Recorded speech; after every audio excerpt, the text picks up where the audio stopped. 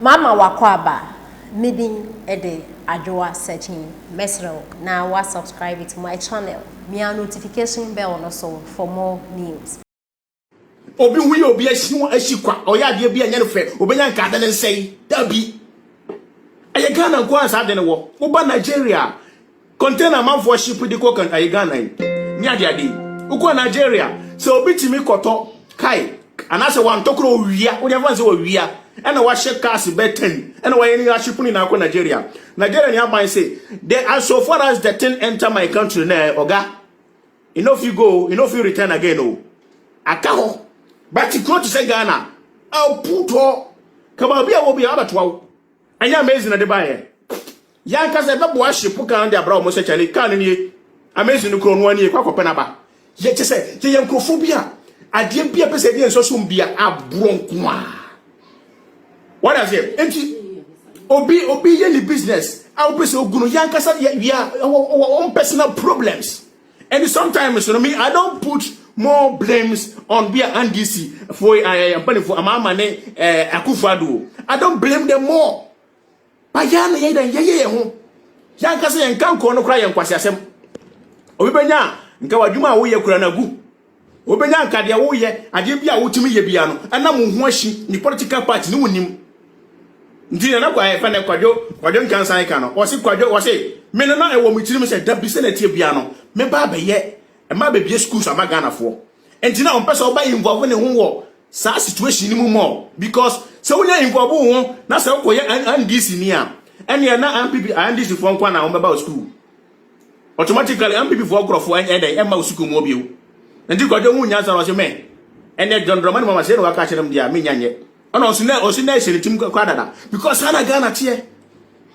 And it's up as we move forward. We don't have to use only one name now. The Ghana for young Crophobia, Chale. So ura dear Muna so who say what dear way no own come one Chale or no yet we know your time for automatically by force. And so Dinachi, that be a yes, sir. Beshe, I'm for 90 talent stores, and I had here.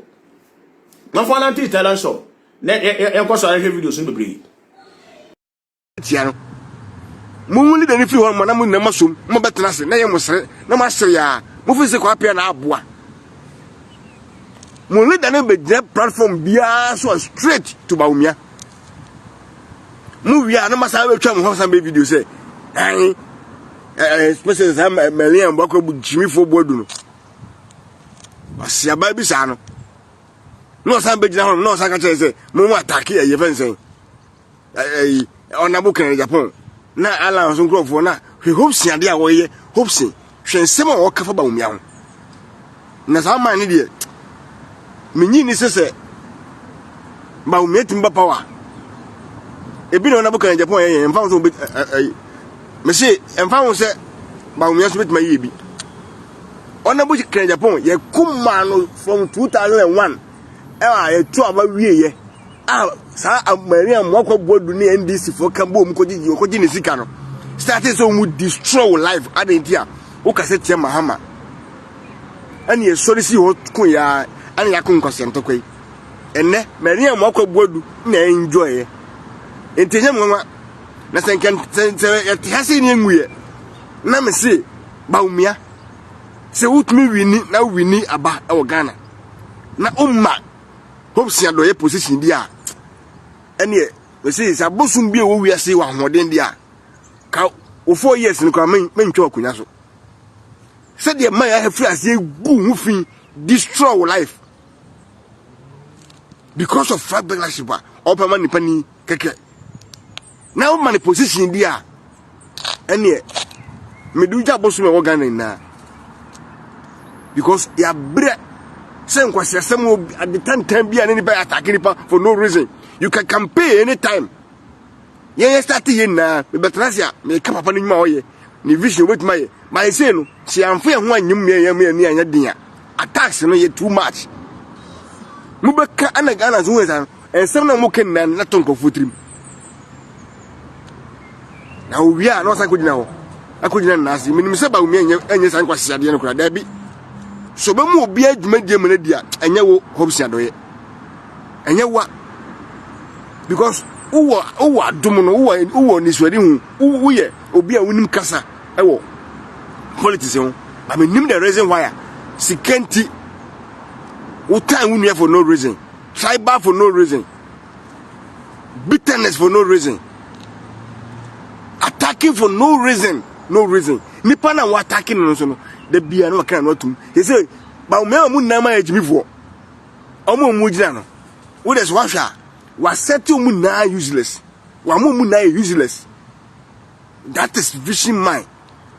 Wa mu na ejimi fo because nipa na wo ko nya platform bia wa attacking no ba on few we gina ni proto ana wo na djuma ana nso na ma se na wo bre na wo jimi hu a na mu jimi a ayi na party ba kuma na die mboni na asie ba umie ye no yi a ne ye bona baso Mr. Economist Mr. Hwanwani a wo bekasa na NDC fu je twom to no mu na omoto nso mu afedie masa tane mo ho amene ba umie ni masa ba ye bronsam ene mu na masa to mo na guno so because of say ni padodo no support no say o me president ntin mo be tano a kana hu se mbone ya Ghana fo nya gina tuma wi she woni awuo nguasefo mo mayen fa another topic mra kwa na me me dwom kwa yo mu sam hu no mto mu dia na ena o bada ben na we not na me ya kan ni ba me support no na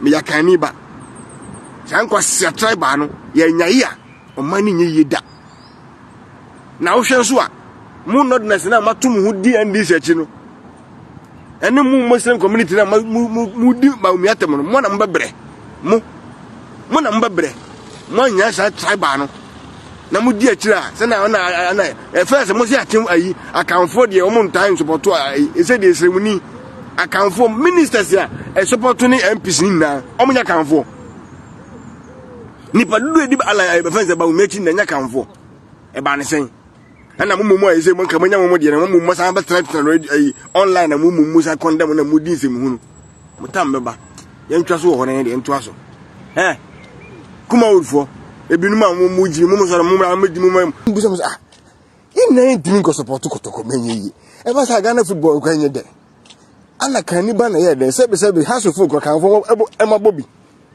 me kasi asem so akanfo ma ebobi akanfo ma edidimu bi enti sa words na ya na use no negative edimi me hira bia dodo wo sa na mete ebi na atoba omia no nipa na ebo no ho modin a wo se push no o yeseremuni yes e ka ho omo ka da bia eluru omo so omo de hopsin de on no sa se campaign no omo de ni vice president who told